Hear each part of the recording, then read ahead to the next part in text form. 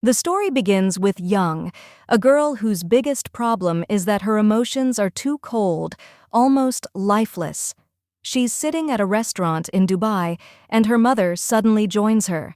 The mother looks at her and says, "Isn't this enough already?" We learn that Young has been coming to this same restaurant, ordering the exact same meal for 10 years straight, without ever getting tired or bored. Then she starts telling her mother about everything that's happened in her life, but her mother cuts her off, saying she doesn't want to hear anything. Young looks her straight in the eyes and says firmly, "Don't interrupt me again while I'm talking. This is the first time you've heard your daughter's voice in 20 years. Didn't you miss it even a little?" Then her mother notices a wound on her hand and asks, "What happened?" Young replies that her job exposes her to injuries like that every single day. Her mother says she left her plenty of money. She doesn't need to work like this. Young responds coldly, "I'll pretend I didn't hear that last sentence because Grandma taught me to be kind. Something you never even tried to teach me." We then see a flashback. Young's mother years ago, leaving her with her grandmother and a bag of money. The grandmother was furious and shouted, "What kind of mother abandons her daughter just because life is hard?" Later, the grandmother receives a call from Young's school.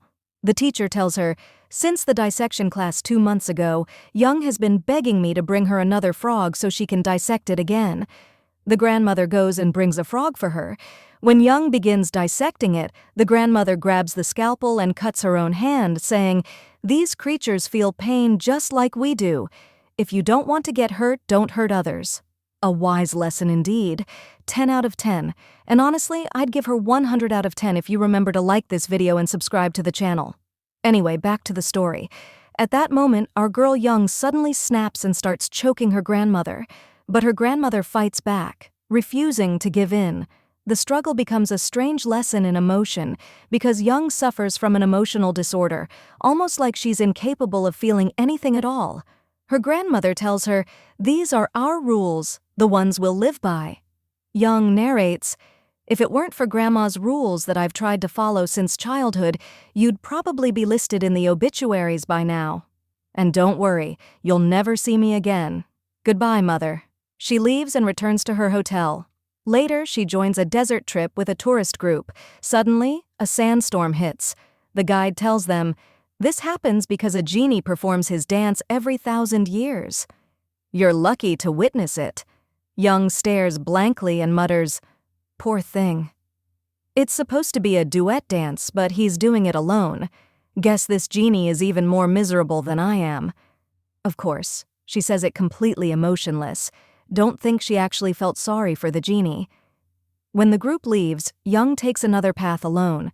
Her friend texts her to ask if the trip's going well, and Young replies, "The desert is beautiful, vast, and silent. Perfect conditions to plant a cactus and bury myself next to it." Her friend advises her to control her anger and listen to the ticking of her watch to calm down. Young actually tries that, but then she trips over something and falls face first into the sand. That something turns out to be a lamp. She starts angrily hitting it with all her might, imagining it's her mother, releasing all the rage she's held inside. When she finally calms down, she realizes it's just a lamp.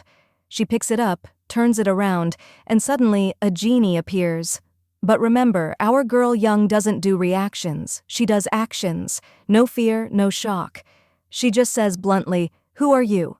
Speak fast before I finish you off." The genie sits proudly, chested out, and replies with grandeur, "I am the devil himself, but people like to call me Genie." She doesn't care, and walks away completely unimpressed. The genie follows her, shouting, "Wait, you're the girl I've been searching for 1,000 years." But she keeps walking as if he doesn't exist while he stumbles after her, tripping over his long hair. And that's how Young's bizarre journey begins. As soon as she entered the room, she found him there. His long hair scattered everywhere, literally covering the entire place. He looked at her and said dramatically, "1,000 years, huh?" She replied dryly, "So, your hair managed to keep growing all these 1,000 years, but your beard didn't notice. That doesn't make any sense." He frowned and muttered, "What's this embarrassment?" Anyway, let's not get into details. Then he started telling her his story. He said he'd been cursed because of her 1,000 years ago. From that day, he'd been trapped inside the lamp. Every time someone found the lamp, they got 3 wishes, and he would grant them. Through the centuries, his assistant, Uncle Said, was the one who kept him updated on the world outside, the changes, the wars, the inventions, everything. Uncle Si even had the ability to transform into a Black Panther. One day, Uncle Si told him, humans now believe in something called reincarnation, that souls can come back in another life. The genie scoffed. What nonsense. But from that day on, he made a vow. He would wait for her return no matter how many thousands of years it took and destroy her when she came back. Because to him, humans were greedy, selfish creatures, and she had proven his point. She had used all 3 of her wishes, not for herself, but to help others. And her last wish was the one that got him imprisoned inside the lamp. By the 900th year, he found a solution. He prayed to God and said, "If the one who frees me is righteous, then let me lose and stay bound. But if they are corrupt, let me win and grant me freedom." Then he looked at her and said bitterly, "And then you came along shaking that lamp so hard you almost turned my stomach upside down." "I had just eaten, woman." She stared at him blankly. "Strange. You're not scaring me, and I'm not even treating you with respect. What are you not human? I think I've got the wrong address." He smirked. "Doesn't matter. Corrupting humans is my favorite hobby anyway," she replied, cold as ever. "So, what do you want from me?" he said. "Make 3 wishes, but you can't wish for bringing back the dead, time travel to the future, or an escapade 3-in-1. Anything else will be granted instantly." But Young completely ignored him. He followed her everywhere, into shops, cafes, even a jewelry store. He kept teasing her, and she snapped back at him. People around thought she was talking to herself. He suddenly laughed and said, "Oh, right. Forgot to mention you're the only one who can see me." She glared at him. "Great. Now everyone thinks I'm insane because of you." He smirked. "Well, sweetheart, you are kind of insane." She lost her temper, grabbed the lamp and threw it straight into the sea. But when she returned to her hotel room, there he was, sitting comfortably, drying herself off like nothing happened. She got furious, stormed out, and sold the lamp to a tourist for 1 dirham. But when she came back home, she found him again, this time sitting on the couch, flipping that same dirham in his hand, saying proudly, "You're my queen now. I can't be away from you." She tried to outsmart him, thinking if she could find his weakness, maybe she could get rid of him. She asked, "So, can you fly?" He grabbed her by the arm. "Let me show you." In seconds, he was soaring above Dubai, flying with her in his arms. Better than Batman in his prime. They landed on a tall rooftop. She looked down and said, "Wow, so you really are a genie.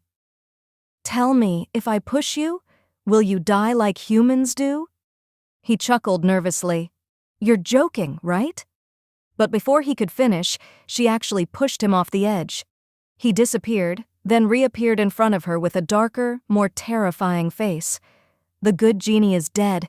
I should have shown you this face sooner." He remembered the girl from 1,000 years ago, the one who had told him, "Let's share the punishment no matter how severe." She'd been so kind that it haunted him. He sighed and said, "I was hoping that when I found you again you'd have changed, but not like this, you heartless thing. Now make your first wish. Ask me to forgive you and spare your life." He grabbed her by the neck, choking her, and added, "Once I grant your 3 wishes and break my chains, the first thing I'll do is end you." But Young, laughing calmly even as he strangled her, whispered, "Then do it now. This moment is one of the happiest of my life. For the first time, my heart is actually beating." He froze, stunned. What's wrong with this psycho? Why is she happy on the edge of death? He let go of her, dropping her from the sky. Yet she kept laughing all the way down. He caught her again midair and growled, "If you touch me again, I swear I'll wipe out all humanity. I didn't know humans evolved this far. Your corruption is now self-sustaining. You don't even need the devil to tempt you anymore." He vanished before her eyes, leaving her falling alone. Later, she somehow returned to her room, packed her bags, and left the lamp behind in the Dubai hotel. She boarded a plane, but when she came out of the airplane bathroom, there he was again, sitting in her seat, eating snacks. She snapped, "That hair you're so proud of, I'll make you cut it off before we reach the village. Do you know how much money I've spent on hair care formulas and marrow oil? You think I'm walking into my hometown with a guy whose hair is longer than mine?" When they arrived, she introduced him to her grandmother and friends. They teased her. "Oh, wow. You got married?" She laughed nervously. No, he was just my roommate. I brought him as a souvenir, that's all." The genie stood awkwardly, smiling like a gentleman. When they asked his name, he said something weird and ancient-sounding. Young dragged him into the garage and started scolding him again. Her grandmother walked in, saw her holding an axe, and said, "Who are you planning to kill now? Have you forgotten our rules?" The genie disappeared again, leaving Young talking to herself. Furious, she tried to calm down, so her grandmother made her listen to the ticking of a clock, just like she used to do when Young was a child. We flash back to her childhood, her grandmother telling her, "Your mother, father, and siblings aren't coming back. They're gone. All of them." Young asked, "Gone how?" "I didn't hurt any of them except the parrot, but that doesn't count, right?" When she realized it was true, she cried and stomped in anger. Her grandmother made her count 60 seconds with the ticking clock to control her rage. She also made her put stones in her shoes to teach her how discomfort feels, so she'd learn it's a bad feeling and never make others feel the same. But Young complained, "Grandma, you talk too much. I don't know how to get rid of you." Her grandmother smiled. "If you study hard, graduate, and get a good job, you can live alone away from me." From that day, Young studied nonstop. She became one of the top graduates and opened her own mechanic workshop, the perfect job for someone like her. Later, Grandma cornered the genie and tried to question him about his education, but of course he didn't understand a thing, and escaped. The next day, Young drove past some villagers who whispered, "That girl's psycho." She stopped the car and said, "Actually, it's called antisocial personality disorder." "Thank you very much. Anyway, don't forget your blocks, sweetheart," they muttered. "She's the type who could actually kill someone," her grandma replied calmly. "Maybe, but we worked hard raising her. She lives by strict rules and doesn't hurt anyone." The genie, overhearing, chuckled. "Unbelievable. The whole village helped raise this girl."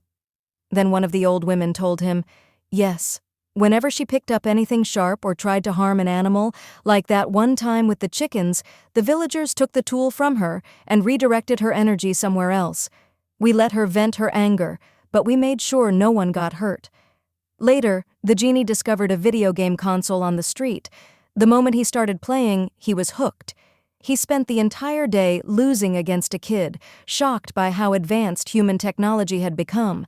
By the time he ran out of money, he ran back to Young asking for cash. She refused angrily. That night, he blocked her car in the middle of the road and said, "Why are you overreacting?" It was just a loan. She hit him with the car without hesitation. He lay there groaning, muttering, "I just wanted to play." Later, he complained to his old assistant, Uncle Sad, who pied him and handed him some money, saying, "You're doing good, son. Stay on the righteous path." He started working and earning money. He told his friend, "That crazy woman hit me with her car." His friend replied, "Oh, that's normal. She's mentally unstable. Forget it." So, he went along to show him what mentally unstable really meant. Afterward, he told him, "That's not even a human being, man. She's the embodiment of corruption itself. I can't find a single thing left for me to ruin myself." Then he added, "My next plan is to see whether she actually cares about people's lives or if she's heartless." He locked her inside a gym while she was working out, hurt her a little, then shut the door and said dramatically, "This whole place is going to burn down, and the fire could even reach the city.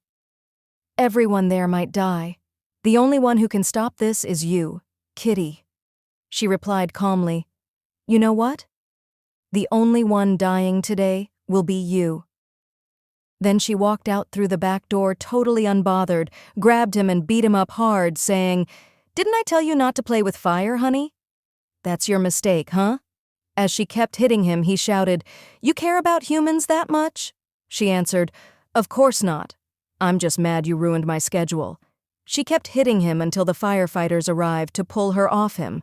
He told them, "Don't worry, guys. I'm not human. I can't feel anything." That made her furious.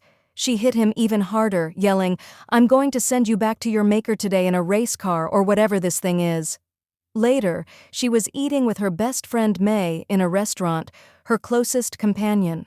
Suddenly, Genie appeared from the water cooler. She yelled at him, but he had activated his invisibility mode, so people thought she was talking to herself.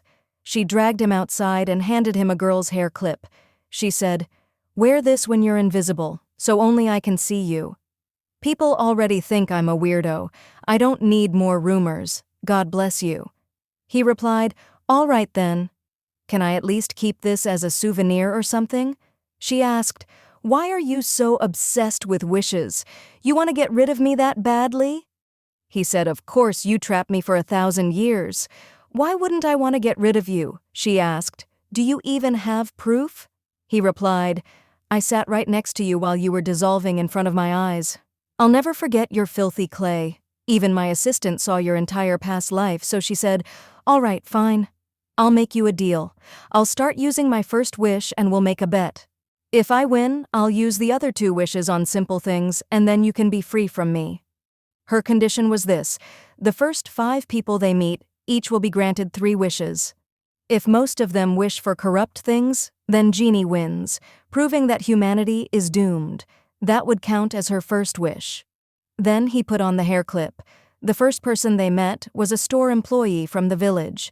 She said, "Hey sir, what can I do for you today?" Then they met a bank employee who used to study with Young. Genie said, "That's the second one.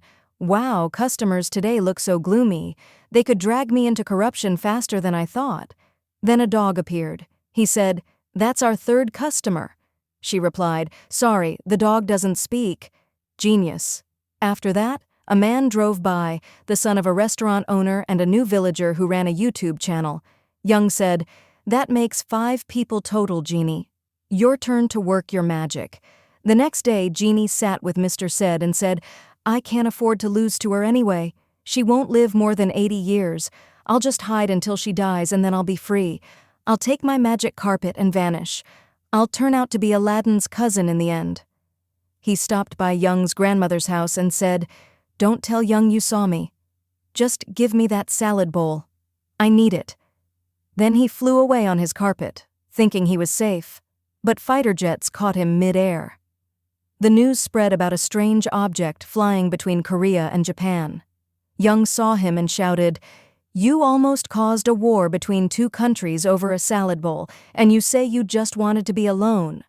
Then she said, "If one of the 5 customers' wishes changes the entire world, how would I even know how to take it back?" Later at dawn, he met her on a rooftop. He told her, "If you write your words with this feather, they'll remain true until the end of time." Then a man walked in, the building owner. He said, "You're not supposed to be here." The man replied, "We don't need permission between us. Just do as I say. When the chance comes, pull out the feather and run." He grabbed her and threw her off the roof, but the man jumped after her and saved her, revealing his wings. She asked, "If you have wings, why did you scream for help?" He said, "I just got nervous." She pulled out the feather and ran. That feather turned out to be the pen Genie was talking about. Then Genie's assistant appeared, saying, "I see you've been freed." Genie replied, "Yeah, you always said I caused people's corruption, but look at humanity now. I've been gone 1,000 years, and they're still destroying each other with wars and greed." His assistant said, "Enough talk. I'll deal with you soon." Then they went to their first customer, the same girl from the store. Her boss treated her horribly. When she went into the storage room, she found a lamp. Genie appeared and offered her 3 wishes. She was frustrated and wished to become the manager of the wedding event, and it worked. She immediately took revenge on her cruel boss, and no one could believe her sudden promotion. When Young met her, the girl said, "Aren't you coming to change your car oil?" Young replied, "No, honey. I'm buying a new imported car, so don't worry about me." The only thing upsetting Young was that her workshop had lost one of its regular customers. Then Young remembered how she met her best friend, May. Back in school, May was bullied by some girls, and Young helped her by threatening to burn them alive if they didn't leave May alone. And it wasn't just a figure of speech. She literally brought gasoline and poured it all over the bathroom when they were inside. After that, Young became close to May, helped her excel, and she became a dentist with her own clinic. Honestly, everyone needs a friend like that. Later, Sayed told Genie everything he had learned about Young from observing her. She worked multiple jobs, followed a strict routine, went diving, climbed cliffs, all because she wanted to die naturally by accident. When they went to her workshop, they found that she had even built coffins, preparing for every possibility. They said she was waiting for her grandmother's time to come so she could follow her like a battery running out. Sayed asked, "So if Young dies, how will you take revenge on her?" Genie replied, "I'll protect her grandmother's health so nothing happens to her." After that, whenever the grandmother said, "Oh, my back hurts," Genie would rush to help working in her place. Over time, the grandma started taking advantage of him. Perfectly healthy, but pretending to be weak. Then Mr. Sayed went to Genie and said, "Young doesn't remember anything."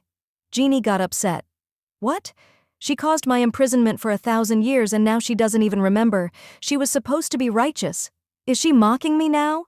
Don't you dare tell her she was a good person who sacrificed herself to help others." Sayed said, "Don't worry, I don't need to. She's standing right behind you." She walked away. He called after her, "Hey, nice outfit. Where are you going?" We then see her at May's clinic, then later shopping and eating out with Genie. As they sat together, she gazed at the city skyline full of skyscrapers. He said, "I'll take you up there if you promise not to push me again." He took her there, and while standing at the top, she suddenly said without hesitation, "I like you." He said, "What the who confesses like that? You scared me." When he asked why, she said, "Because you're like an engine. I don't need to exert effort to feel your emotions, you're comfortable." He sighed, "Great. I should have never asked. I've been reduced to a car engine now." He told her, "You want romance? I'll give it to you." Then he turned off all the lights in the city, letting her see the beauty of the stars, and together they shared a magical, romantic moment. The next day, Young couldn't stop thinking about him.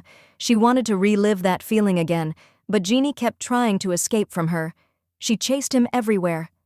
Later they met another customer, the bank employee. She was opening Young's account and saw the unbelievable amount of money inside. Furious and jealous, she could barely stand her. That night, the village held a big festival where everyone gathered except Young, who stayed in her workshop. There, the so-called Angel of Good showed up. She asked him, "Excuse me, but what exactly are you? What species are you even, and why are your wings so dark?" He replied, "Sorry about that. Next time I'll make them pink for you." She said, "I've noticed something. Everyone you feed during your charity work dies right after. Why is that?" He answered, "If you think about it the other way, my mission is to bring peace to their hearts." She then asked, "So, just to be clear, what are the rules? You're not allowed to fall in love or something?" He said, "Exactly. That's forbidden." She smiled and said, "Well, too late for that, sweetheart. You've already taken my heart. Now go before I spray you with water." The next day, we see the first customer, the woman who became branch manager. Her friends didn't respect her or take her seriously. Regretting her quick promotion, she went back to the lamp and made her second wish to return 20 years into the past, but keep her managerial position and to have immense wealth as well. Genie granted her wish, and she was sent 20 years back in time. Meanwhile, in the present, Young was in her office when an old colleague greeted her, saying he had just moved with his wife and son into the house next door. At that same time in the past, Genie met the younger version of Young, just a child. He said, "Well, since we're in the past now, let's at least say hi." But little Young threw a rock straight at his head. In the present, she felt a sudden ache in her memories. Her co-worker beside her said, "No use." You're still as weird as ever." Later that night, Genie was once again hiding from Young, who was searching for him angrily. When she found him, she started yelling about how he always disappeared without warning. During their argument, the dog, one of their supposed customers, came over barking. She said, "All dogs bark when they see me because they're scared I'll adopt them. They can sense human emotions. They know I have none. Don't worry, buddy. I'm not adopting you." Then she walked away. Genie called Mr. Said to translate for the dog, telling him he could have 3 wishes on one condition: that he convinces all the village dogs to stop barking whenever they see Young, or else Genie would turn them all into cats. The dog's wish was to become a handsome, rich 40-year-old man. The next day, Young was working with wood again, but this time, thankfully, building a table instead of a coffin. Her grandmother called her, reading out notes from her diary. When they hung up, Young went to Jai angrily and said, "Here, take your broken magic. My grandma was able to read what I wrote with that feather, even though you said no one could see it. Now we need to hide both the notebook and the feather." Genie said the lamp was the safest place, so he took her inside it. He told her, "See, this is how long I've lived here alone." She then made him bring in furniture and decorate the place, turning the lamp into something like a cozy married couple's home. While cleaning, a vacuum cleaner suddenly started moving by itself and got sucked into a glowing gate inside the lamp. He explained, "That's a portal, but if you go through it, it'll take another 1,000 years before you come back." She told him, "You have to defeat that angel." "I don't trust him, but honestly, I could just end you myself and save humanity the trouble." They started chasing each other around playfully, laughing and shouting. From outside the lamp, her grandmother could hear strange noises as all the furniture they had arranged inside fell apart. They almost kissed, but then the neighbor called out to the grandmother. A moment later, Young found her grandmother crying. She asked the neighbor, "Why is Grandma crying?" The neighbor replied, "Because Farag, the sculptor who taught you carving, passed away." Young said, "Okay, but why is she crying about that?" At the funeral, Young overheard her grandmother talking about how worried she was for her, that she feared something bad might happen to her suddenly. Later, Young met Genie outside and told him, "My grandma also wrote in her diary about symptoms of aging. She understands too much now, and she's scared, so I'm going to use my second wish. I want my grandmother to become young again around my age." Genie replied, "Please think about it carefully. Don't rush into your second wish." She said, "No, I can't lose her to sudden death, but I'll make the wish after 3 days." "Not now." Then she went to her grandmother and said, "Tell your friends you're going on a trip. Go have fun. Live your life." Meanwhile, the former store manager, their first customer, was calling her daughter, who wasn't answering. She went to her apartment in the city and found that her daughter had completely wrecked the place and wasn't even home. When her daughter finally called, she yelled at her, saying she'd even dropped out of college. The mother broke down crying, realizing that when she used to be a simple worker, her relationship with her daughter had been so much better.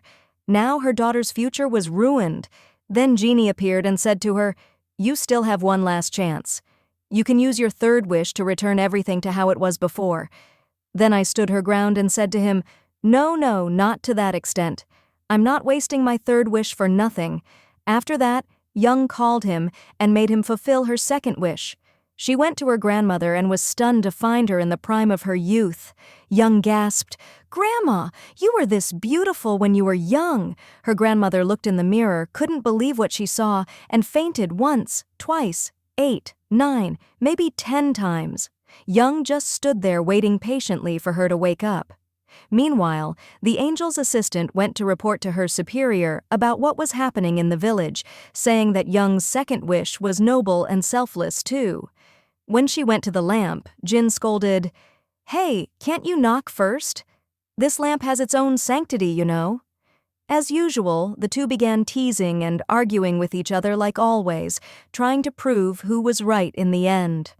Young, however, was busy dealing with her rejuvenated grandmother, who was now living her late teenage years. The old lady roamed all over the village, shopping like crazy and buying anything that caught her eye, while poor Young was at her wits' end muttering, "Well, I brought this on myself." She sat her grandmother down for a serious talk, setting a few ground rules on how to behave with her new youth. That night, one of the villagers, one of the people Jin was supposed to grant wishes to, was driving when he accidentally hit a gazelle. Just as he was about to finish it off, Jin appeared before him and told him he could make 3 wishes. The man mocked him, saying, "Oh, I see. You regret hitting that gazelle, huh?" So Jin healed the gazelle and said, "There you go. That's your first wish done. You've got 2 left and you can use them only when you truly need them. The lamp will appear before you." Then the man nearly exploded with anger. He had wasted his first wish, saving the very gazelle he was about to kill. The next morning, Mr. Seed came to Jin and said, "Young's dancing with her friend at the training center." Jin rushed there immediately. Her friend tripped and fell, and Jin was the first to say, "Oh my goodness, are you all right, man?" Then the bank manager arrived and called the female employee, the same customer we saw before, and asked, "Do you know Young?" She replied, "Not really close friends." He said, "Oh, right. How could you be? She's one of our most important clients." That made the woman's jealousy flare up even more than before. At that moment, Jin appeared to her and said, "You may make 3 wishes." The cunning woman smirked and said, "I wish for all the money in Young's account to be transferred into mine." He asked, "You mean you want to be rich like her?" She replied coldly, "No, I want every single dollar from her account to move into mine." Seriously, everyone here seems a bit unhinged. Jin granted her wish and went to tell Young. She sighed and said, "Fine, you win this round." Then she asked him about the hourglass inside the lamp. Why wasn't it moving? But when she touched it, she saw flashes of all her old memories. That's when she realized the dream she'd been having all along wasn't just a dream. The next day in her workshop, her new neighbor came by with his son to repair the car. He left the kid there for a bit. The boy was talkative and a bit mischievous, walking with a limp. He told her about the ancient kingdom of Goryeo, but she cut him off, saying, "Please don't fill my head with stories. I've got a headache and I don't like kids." She called Mr. Said to keep an eye on the shop while she went out. As the boy stayed behind, he noticed that his shadow looked like a giant panther. Meanwhile, Young went to check on her grandmother, who no longer stayed home much. She found her happily chatting at a cafe with her friend Mai. Young left feeling annoyed. Her grandmother seemed to be enjoying herself too much. That night, she stood before the mirror, deep in thought about what she saw inside the hourglass. "I wonder," she murmured, "what did I wish for back then?" Just then, she noticed the angel's assistant outside. She went out and asked, "What brings you here?" He replied, "I heard you used your second wish," she said. "And what's it to you?" "You're not the wish police," he smirked. "Don't you ever wonder why Jin wants to destroy you?" She said, "Because I trapped him in the lamp, obviously." He leaned closer. "Then you don't know the real reason, do you?" She froze. She needed to know. He said, "If you want to uncover the truth from the very beginning, come with me. You'll see it live." She hesitated. "And why should I trust you?" He replied, "Because Jin wants you gone, and he and I are enemies. So, the enemy of my enemy is my friend." She scoffed. "Oh, really? Are you done?" Then she picked up a small puppy, smacked him playfully and said, "Now disappear from my sight before your black hair turns gray," hitting him on the head for real. Her strike somehow reached his assistant, who was chatting with Mr. Said. He flinched, clutching his head. "Oh, great," he muttered. "Tomorrow's going to be rough. She's going to come at me like a storm." The next day, Jin arrived at Young's workplace only to find government officials there conducting an investigation. As soon as he entered, someone whispered, "Oh no. The chief of the Heavenly Soldiers filed a complaint against you for summoning him yesterday." She replied sarcastically, "And what? You came here to introduce yourself?" Apparently, the officials were searching for evidence in a disappearance case. Young insisted she knew nothing, but offered to help by taking photos of the victim. After they left, she opened her drawer, and inside was a piece of paper with a single golden hair attached, the same shade as the missing victim's hair. She had found it earlier in the restaurant owner's son's car when he came for repairs. Meanwhile, her now youthful grandmother dressed up glamorously and went out again with Mai. A villager saw her and grew suspicious. Word spread among the women that something strange was going on. They believed the mysterious young woman who suddenly appeared in the village was connected to the grandmother's disappearance. They gathered and went to Young's house, accusing her of harming her grandmother and pretending she had traveled away. Then suddenly, one woman's phone rang. It was Grandma. She spoke cheerfully, saying, "I'm traveling, girls, and I'll be back in a few months. The weather here is lovely." Of course, it wasn't really Grandma. It was Jin who had taken her form to save Young. Still, Young was furious because of all the gossip the villagers spread about her. Her grandmother, the real one, later told her, "I'll disappear for a while, dear, so I won't be a burden to you anymore." After she left, Young confronted Jin. "This is all my fault," she said bitterly, "forever making a wish from a failed genie like you." That word failed cut him deep. He said nothing, but the pain was obvious. Meanwhile, the jealous bank employee called Jin again to increase Young's transfer limits so she could steal even more money if greed wasn't blinding her. She might have realized she could have wished to become the richest woman in the world. But no, she only saw Young as her target. She reminded Jin of someone from his past, someone who once said, "My heart is yours." Anyway, that was her second wish. Later, Young came to the bank and deposited millions into her account. Jin, on the other hand, was playing video games on the street when he met the same little boy again, the one with the bruises on his hands. When Jin asked, the boy said, "Don't worry about it. Just family problems." Then he added, "I wish I were a grown man so I could defend my mom from her husband." Jin grinned. "Oh, you came to the right guy. I'm the best wish granter in town." He tracked down the boy's abusive stepfather, dragged him to the desert and said, "Your problem now is that you messed with me. That kid, he's my friend." The man began to scream, "Help! Someone help! There's a man dying out here." He said to the man, "I don't see any real men around here. What kind of man picks on a 12-year-old boy?" We cut back to the bank where the manager summoned that same employee. He confronted her saying, "You've been stealing Young's money. How come all these transfers are going from her account to yours?"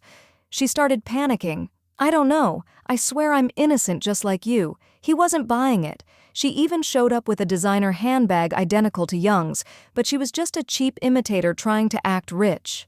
The manager sighed and said, "You shouldn't be punished for stealing, but for being stupid." Meanwhile, Young went to Ty's office and said, "I want to go back to the past and see what really happened, just like you promised." He agreed, and they did it. Suddenly, she was sent back 1,000 years. At that time, there was a caravan traveling through the desert with 2 children among them. Out of nowhere, a pack of wild dogs attacked. The caravan men decided to throw the limping boy to the dogs as bait, and that boy was Young's brother. She screamed and cried helplessly until Jin appeared before her. He said, "This is the moment of wishes. What's your first wish?" Her first wish was to save the boy and give him a long life. Her second wish was to save all the children to make sure no man would ever again use kids as bait for wild animals.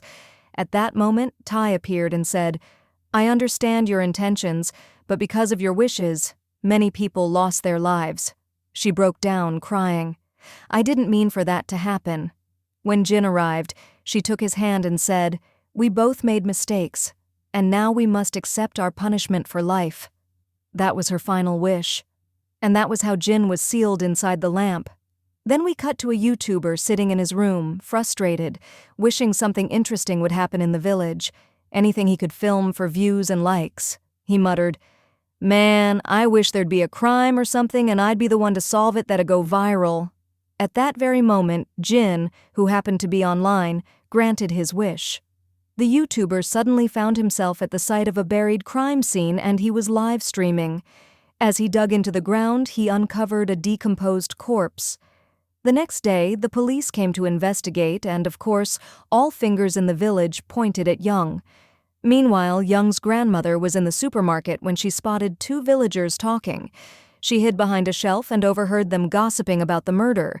One said, "It must be Young. She's the only strange one among us." But the other replied, "Don't be ridiculous.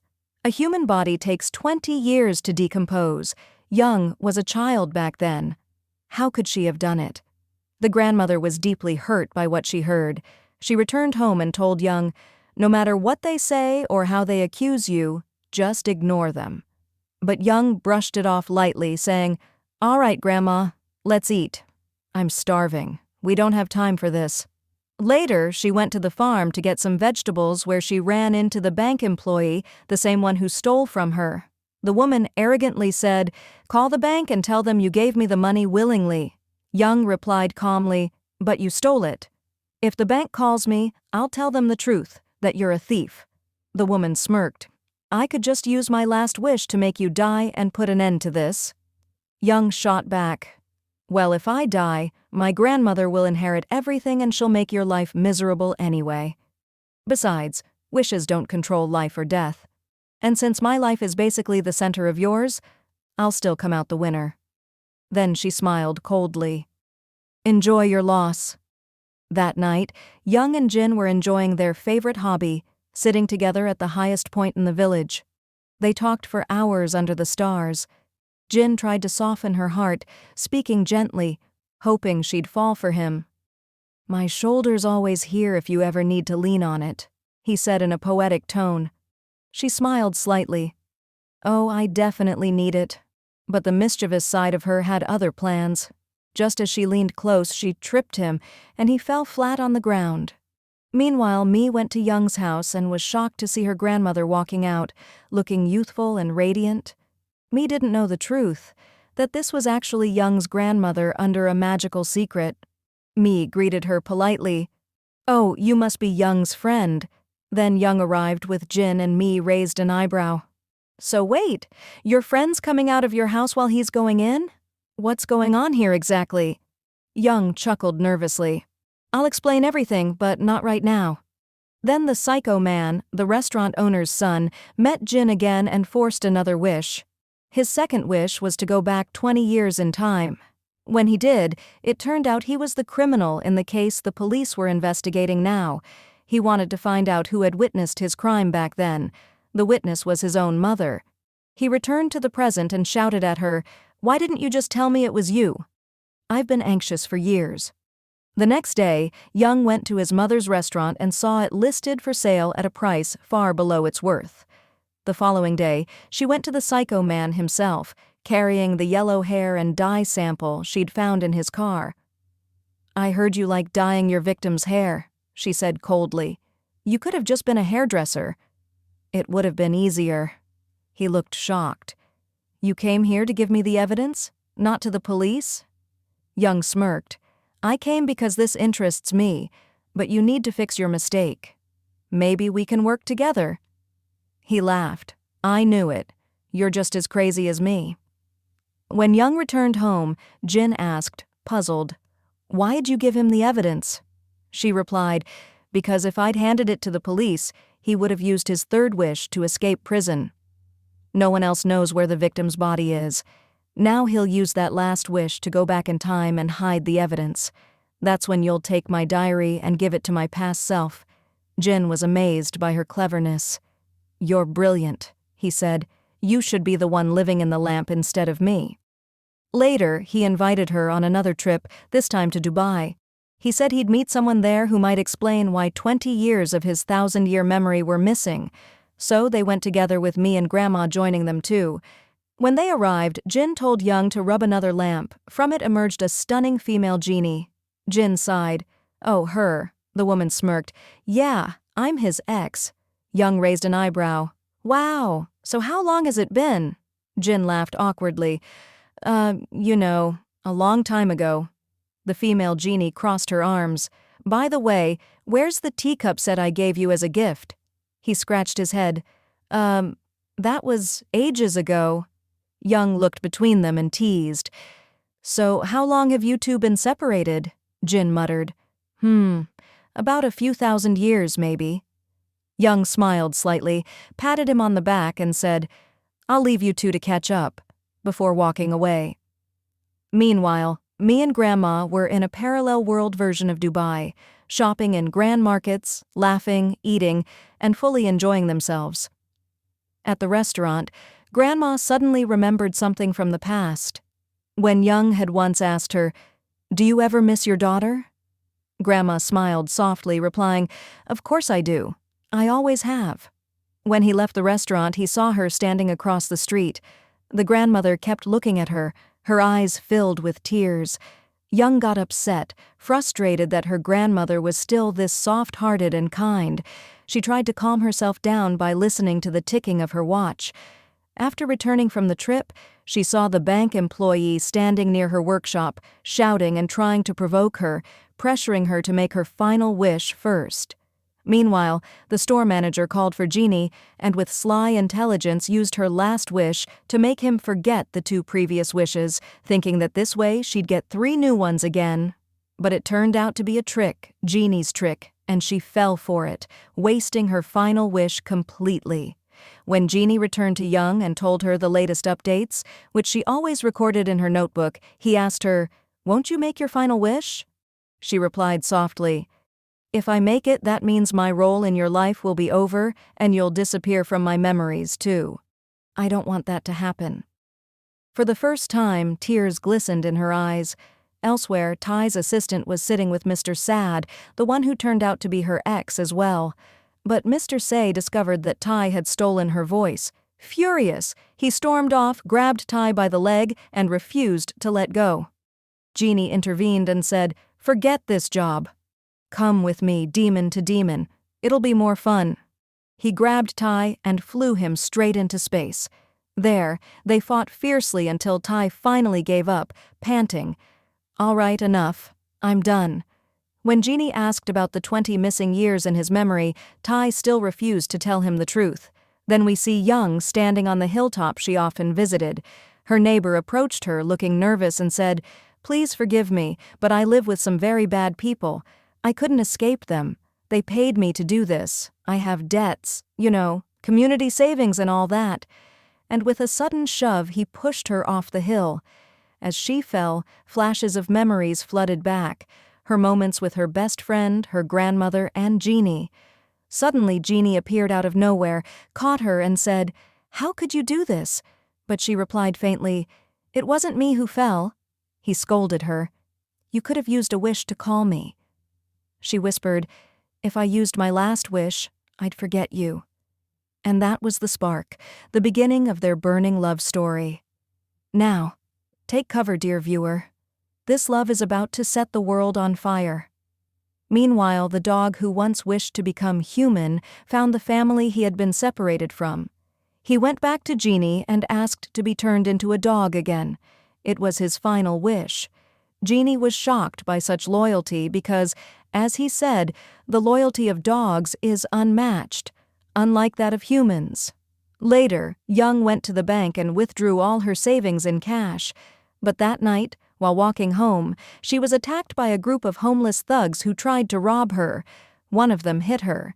Suddenly, Genie appeared, spreading his chest wide and shouting, "Where's so high? I told him to stay with you and protect you." She groaned. "Well, sorry. Nature's call is stronger than all of us." Then she snapped, "Why are you just standing there? I just got hit." Genie's eyes flared. "That's the one thing I won't allow." He grabbed the boys and beat them to a pulp.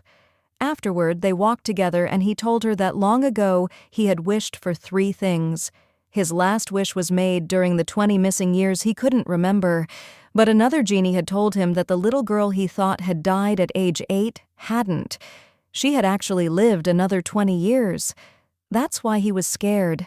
He couldn't remember what exactly he had wished for. Young told him she had also felt fear when falling from the mountain, afraid she'd never see him or her grandmother or me again. So he took her for a walk in a peaceful place, almost like a first date. She teased him. "It's strange. You've saved me so many times, even though you used to do everything just to get rid of me." He smiled. "I've stopped trying because if I actually put my mind to it, I would destroy you." That's when they realized their love was one written since the beginning of time. Later we see Me in the clinic comparing the grandmother's X-ray to that of her youthful self, and they matched exactly. Meanwhile, the psychotic man made his third wish, just as Young predicted. He wished to return to the moment he killed his second victim. He actually went back to that day. When the victim begged him to give her a ride, he struck her violently. But in that same moment, Genie handed the notebook from the future to Young's past self. She found the man, opened the notebook, and a powerful energy burst out. Their relationship had blossomed during those 20 missing years, and now he wanted her back. Me later went to the villagers, showing them pictures of the grandmother when she was young. Everyone recognized her. It was the same woman. She connected all the events together and finally confirmed that the young woman really was the grandmother. At home, the grandmother was cooking large amounts of food for Young, labeling everything with instructions. Tai had told her that just because she became young again didn't mean her lifespan had extended. The moment the mystical tree bloomed, that would be her final day. Young went to her workshop where Genie joined her. He smiled and said, "How about I take you on a flying carpet trip tomorrow?" She laughed. "Sorry, I'm going out with Grandma tomorrow. I want to give her natural memories with me since she's always lived like a lifeless wooden board." He sighed. "Fine then. I'll make my own memories." He went off to play video games with the little boy he often hung out with. The boy happily told him, "My wish came true. My mom's husband disappeared, and now it's just me and her, and we're happy." Genie smiled softly. "Just don't forget our games, okay?" As they said goodbye, the boy joked, "You're such a drama hero. But I'm retiring now. See you tomorrow." At that same time, Young and her grandmother were taking photos together. The grandmother said, "So you can remember me beautifully in your memories." Young smiled quietly, thinking, "Does she read my thoughts?" The next day, Young traveled to Dubai just to find the female Genie and ask about Genie's mood. But there were people following her. As soon as she noticed them, she started running. Suddenly, the female Genie appeared and helped her escape. When they spoke, Young realized that this was the very same Genie had once loved long ago, the one he'd written about all over the lamp's walls. When she left, she met Genie again.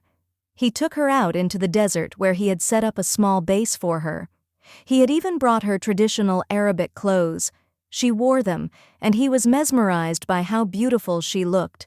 She began teaching him the sacred dances that every Genie must know during his cycle, correcting him every time he stepped on her feet. Meanwhile, one of the village women, who had long suspected the young lady's identity, sneaked into her house at night. She opened the fridge, tasted the food, and realized it had the exact same flavor as the grandmother's cooking. That was the proof. Shocked, she ran out and confronted the grandmother, yelling, "I knew it was you! How did you do it? Speak." The grandmother broke down crying and said, "I'll tell you everything. Just please don't tell anyone." But the woman panicked, ran off like a mad woman, screaming that the grandmother was a witch. The rumor spread through the whole village until it reached an ancient sorcerer, one trapped in the form of a child who had lived for millions of years. That sorcerer wanted to destroy Genie. He had been watching him all along. His men, the ones chasing Young, were sent to eliminate her because she was now the queen of the lamp. If she disappeared, the lamp would belong to the sorcerer, and he would gain full control over Genie. At that time, Genie's memories had finally returned. He remembered when Young was a poor girl selling dates during the Goryeo dynasty. He had met her there and tried to remind her who he was, but she didn't remember. She just walked through the market selling dates. He kept teasing her until she snapped, "Can you please let me earn my living?" He threw her a golden jar filled with coins and said, "Here, take this. It's your living now." She was happy, but continued selling dates anyway. The next day she went to the market to buy a camel to return home to Korea. A man approached her and said, "I've got camels. Come see them." She told Genie, "I'll go inside. Don't follow me." But as soon as she entered, they beat her and stole her money. Genie appeared just in time, defeated the men, and returned her gold. But she was furious with him. "How could you take a human life so easily? I don't want to see you again. She shot herself inside her home, but he entered anyway, trying to make her laugh, saying he would help her return to Korea. She was overjoyed that he knew the way and wanted to help her. When she smiled at him, his heart moved for the first time. The next day, they began their journey together. Along the way, they met a sick child. She gave the boy herbs to heal him. Genie told her, "I see half of you is human, half of you is jinn. You're sick because of your human body." The boy begged Genie to cure him. When they tried to leave, the boy offered him a thread he had been weaving, saying it would help him on his path if he bought it with his own life. Genie mocked the boy and refused, walking away. Later that night, Young was sewing a dress, fighting sleep. Genie appeared and asked, "Why don't you rest?" She replied, "I must finish this dress. I want to wear it on my way back home to Korea." He told her softly that the world here was dark, then took her hand and brought her inside the lamp. There the two of them sat together. She began telling him stories, long, beautiful ones, and he listened with joy so deep that his heart ached from happiness. They started living a love story, pure fate, spending every moment together, laughing, talking, and feeling like time itself had stopped for them. But one day while they were sitting together, someone found the lamp. When the man rubbed it, Genie appeared surprised because he thought Young was still his queen. He had granted her a wish not long ago. But when he saw the man, he realized this was one of the caravan men who had once tortured children long ago. Genie had destroyed most of them back then, but this one had somehow survived. The man's first wish was to become extremely rich. Genie granted it. The man went to the market showing off as the richest man in the land. But people despised him, mocked him, and hated him. Furious, he used his second wish to destroy anyone who disrespected him. Genie hesitated, remembering how Young had once been upset when he hurt a human, but he had no choice. He granted the wish, and half the village was wiped out in blood. Later that day, the man walked through the market and saw Young selling her dates. He looked at her with arrogance and said, "So now you pity me, huh? Because I was weak before. You used to give me your dates as if I was some beggar. Ask for whatever you want now. Gold, jewels, treasures, anything." But Young replied calmly, "I don't want anything. Soon I'll be going back to my country anyway." He was offended. "How dare you reject my offer and humiliate me like this?" He returned to his palace, angry and vengeful. That same evening, Young was showing Genie the dress she had finally finished sewing. Suddenly, Genie was summoned by the man again. He told Young, "Don't worry. I'll grant him his final wish and come back right away. Then, well, go home together." When Genie appeared before the man said furiously, "Today, a woman dared to look down on me and refused to take anything from my gold or my treasures. I want her brought to me, and I want her to spend the rest of her life beside me."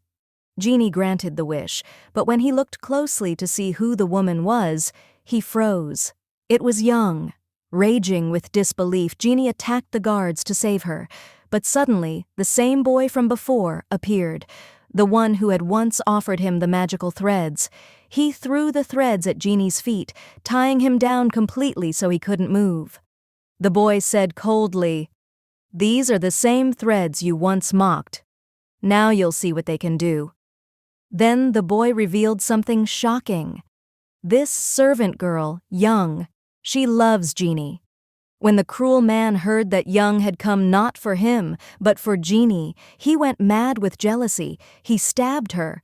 Genie lost control, screaming, trembling, heartbroken beyond words. He rushed to her side, holding her in his arms as she whispered, "I believe that a human lives only for the time God has written for them." And then she stopped breathing. Genie broke down completely, crying harder than ever before. He took out the lamp and shouted, "I will grant 3 wishes to anyone. Just one condition. The first wish must be to save her. I'll fulfill the second and third." After that, a greedy man came forward, grabbed the lamp, and said, "All right, my first wish is to have piles of gold." Genie granted it. Then Genie begged him, "Now please use your next wish to save her." But the man said, "No, that's not enough. I want more gold."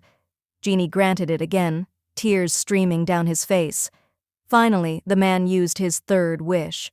I wish for the entire world to be filled with gold. But by that time, Young had already died. Genie exploded in rage. He unleashed all his fury on everyone in the palace, destroying the man, his guards, and the entire city around them. "Let the gold save you now," he said bitterly, "when you're nothing but dust." When the destruction was over, Genie carried Young's body back to his homeland. He laid her before him and whispered, "I'll accept any punishment. If only I can see her again, even once in any life that ever comes." Meanwhile, back in the present day, the villagers were heading to the grandmother's house to confront her. They had discovered her secret, but when they arrived, she wasn't there. She was hiding from them. The woman who had originally exposed her grew angry and said, "I'll find a way to get back at you, you snake." As she stormed off, a car hit her, throwing her high into the air. From a distance, the grandmother and me saw everything. The driver who stepped out of the car was one of the sorcerer's men, the one who wanted to eliminate Genie. Genie was pulled back into the present moment, crying to Young and telling her that he had been the cause of her pain in the past, and that now his memories had fully returned. But Young told him gently, "The past is gone. What matters is that we're doing everything we can to be together in the future." Later, Young went to get the grandmother and me, placed them safely inside the lamp, and ordered Mr. Said to stay with them and protect them no matter what. Then Young withdrew all the money from her vault and went to the bank employees, saying, "I want to buy your last wish in exchange for this bag of money." The employee agreed. She summoned Genie from the lamp and said, "My last wish is that everything happens exactly the way Young asked for." Then Young went home and told Genie, "The plan is ready." He was about to go confront the sorcerer. He smiled and told her, "Then come save me afterward," and they shared a farewell that felt like a final goodbye. Genie went to the sorcerer's lair, but the sorcerer trapped him, binding him with the mythical thread.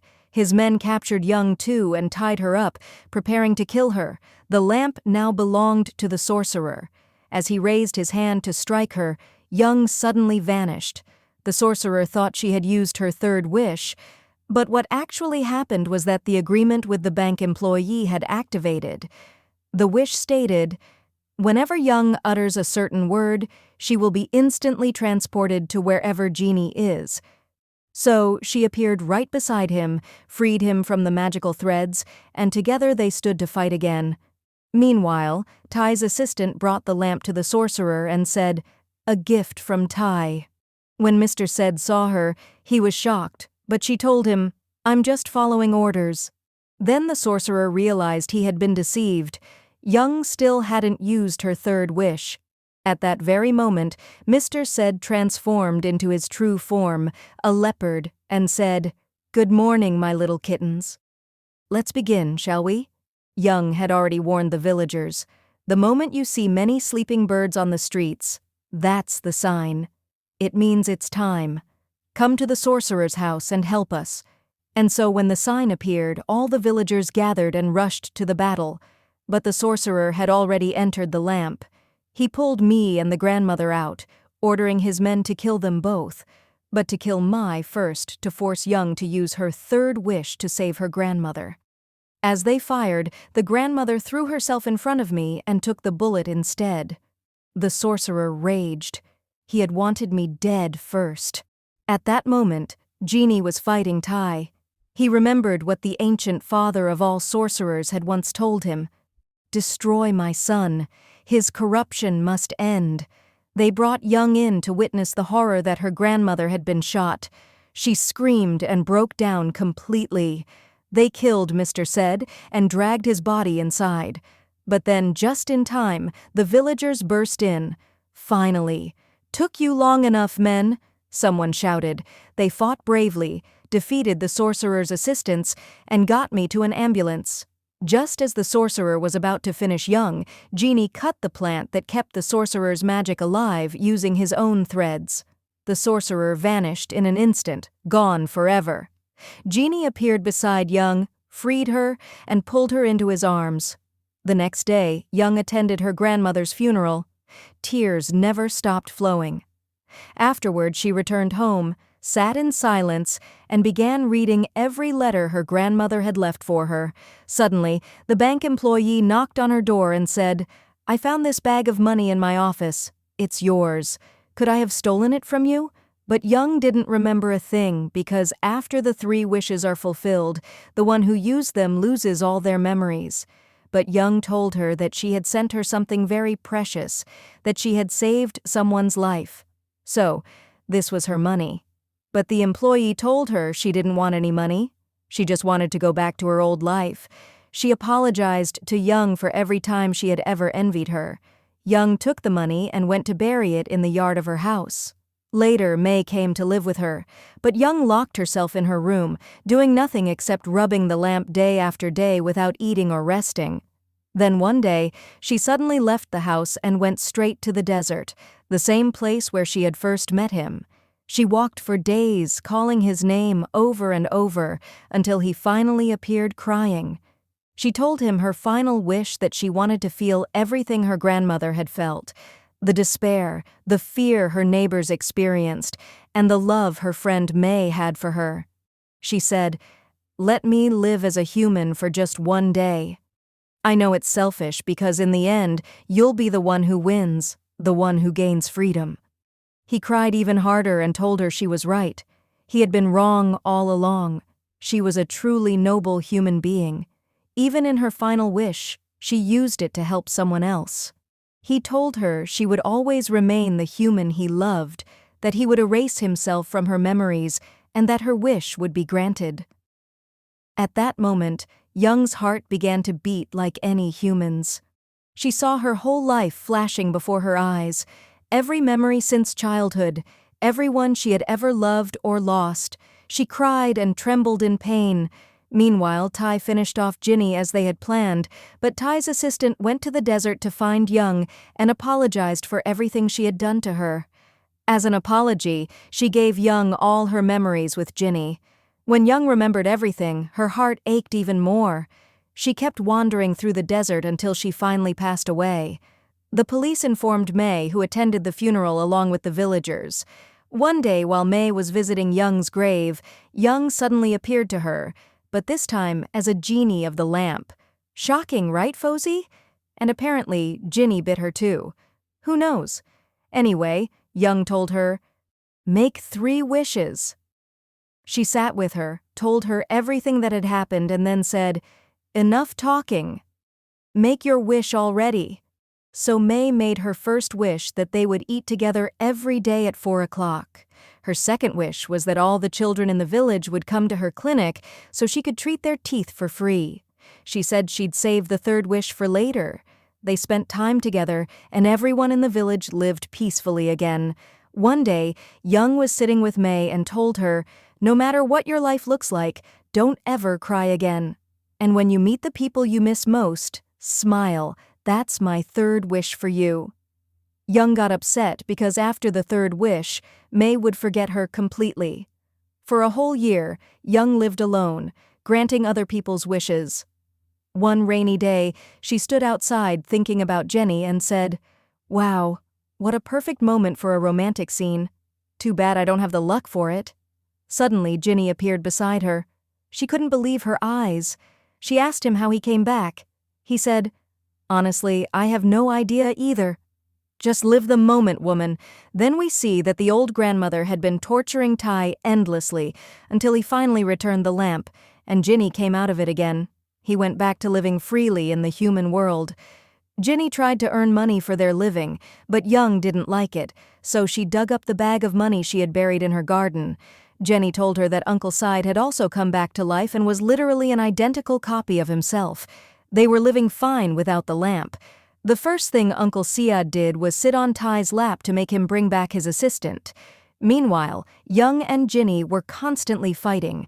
Then Uncle Sad brought out the teacups, the same ones belonging to Ginny's ex-gents given him as a gift, which stirred up old memories and made the chaos worse. Young chased Ginny around, yelling, "I'm the real one today." Then we see May as an old woman, her hair white, still visiting the place where all these magical stories began. The same place where the dance of the spirits was always performed. But this time, she wasn't dancing alone. She was dancing with her lifelong partner. Young complained, "Come on, we're entering a new century and we're still doing the same dance. You're still stepping on my feet. I swear I'm done training you. Looks like they'll keep dancing together through every century till the end of the world, hopefully in peace. But as for me, even if they offer me 1,000,000 sequels, I'm never doing this again." Here is the end of our drama. Subscribe for more videos like this one. Tap the bell icon to get the updates.